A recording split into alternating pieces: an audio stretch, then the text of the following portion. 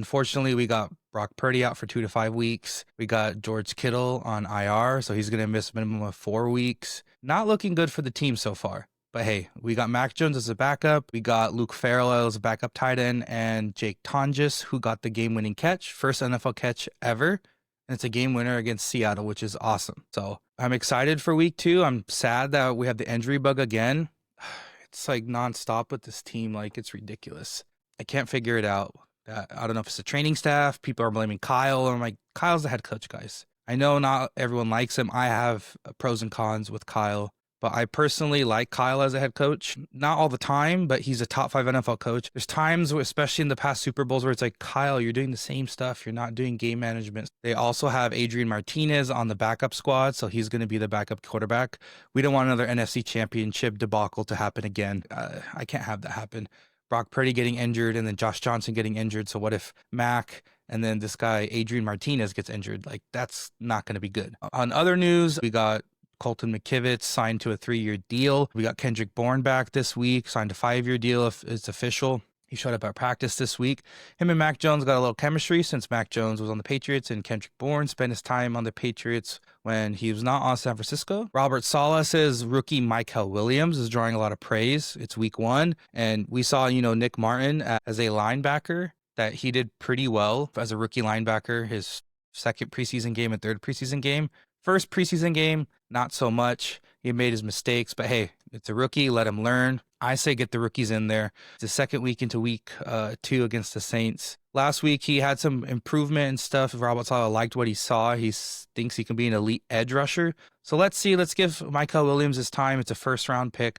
I don't want another first-round bust like Javon Kinlaw. So hey, to each their own. Saints defense allowed almost 5 yards per carry, which is insane. So hopefully Kyle can take advantage of that. We got Brian Robinson Jr., we got Isaac Garendo. Hopefully Jordan James is going to be able to play. He was a stud that I was looking forward to, the 5th-round draft pick out of Oregon. But, that finger surgery says he was limited in practice. I feel like CMC is sucking the aura and, energy from people because he's not injured, even though he has calf issues. We don't want his biachilles tendonitis to flare up again. It's good that CMC is back, but I just don't want Kyle to overuse him. He's a workhorse, and I know he doesn't want to sit on the bench, but I liked how we kind of used Brian Robinson Jr. more in Seattle. Get Isaac Garendo in there. Let CMC take a break. He had 31 touches. That's a lot. So kind of surprised about that. So I think that we could take advantage of their run defense not being that great, averaging 5+ yards. I think it's like 5.3 yards a carry against their week 1 opponents. I know they got, was it Cam Jordan? He's a veteran now, he's getting older. But hey, their defense isn't the same as it was. We do a little, zone left outside runs with Trent Williams being the left tackle and Ben Barge being left guard. He's limited in practice. I'm a little worried about him, but he was a good pickup. I remember last year when we had the game against the Bills, only game he played, and he was awesome, and then he got hurt. So hopefully he can stay healthy throughout the season. We need a good offensive line for Mack Jones to succeed. And that's the other thing. Mack Jones is good when there is no pressure in the pocket. He's not like Brock, where if the pocket collapses, Brock can at least escape and use his legs. Mack Jones just sits there and he's like, all right, what am I going to do? He's not that great under pressure. Kyle Shanahan provides a system. Hopefully he can, get the ball out quicker rather than later. Then Mack can succeed. He just needs to be the point guard. Drive the offense, see their 1 and 2 options. If not, dump it down to CMC or Brian Robinson if he's in. I really hope we don't overuse CMC, but hey, he is the new gadget guy on this offense, like how Debo was. And gladly Debo's not here. Didn't play that well in Thursday Night Football. Packers destroyed the Commanders, and Micah Parsons is going to haunt Jerry Jones for the rest of his life because he's changed the Packers defense. So that was a great game. I'm thinking Niners can win on the road. With the Saints, we got a pretty easy schedule. I don't know when Brock's going to come back. Hopefully, maybe week 4 against the Jaguars, and then we'll see week 5 Thursday Night Football against the Rams. But I want him to take his time with his recovery. It's sad that our $55 million a year quarterback got injured, but hey, week 1 against Seattle, he delivered. He got injured in the second quarter, played through the injury, and was able to win us that game. And people complain about the interceptions that he made, and they are kind of bonehead throws. But hey, he lives and learns, and when the moments count in the fourth quarter, he drives the team down the field, gets us into scoring position in the red zone, and delivers. Yeah, people are going to say that ball to Tariq Woolen was directly towards him, but I'm like, hey, it's a 50-50 ball. Jake Tonjes makes a play, bigger guy, rips it out, and hey, He got us the dub, and that's all that matters. It wasn't pretty. Jake Moody missed 2 field goals. One bounced off the field goal post, and the other one was blocked. But hey, Brock Purdy delivered when he needed.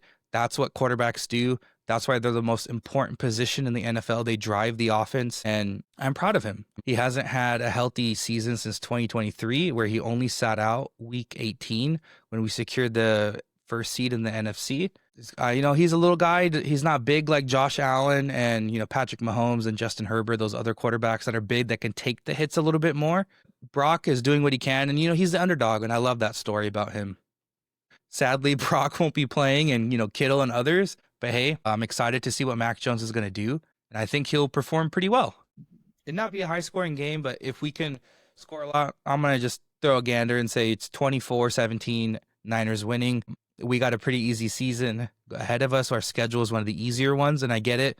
People say it's the NFL. There is no certainty on winning, but hey, our schedule is easy, and I think we can at least have 10, 11 wins this year. So let's focus on the Saints this week. I know we have a lot of injuries. It's very annoying, but I believe in this team.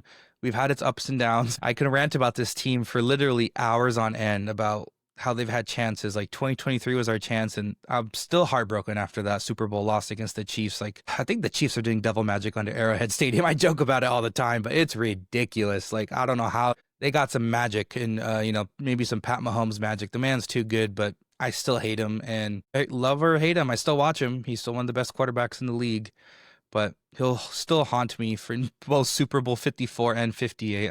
But looking forward to week 2 against the Saints. I'm pretty sure, it's a 10 a.m. Pacific time. I'm in Pacific time. I'm excited for the game, and I think we have a good chance on beating the Saints if we, focus on the run game.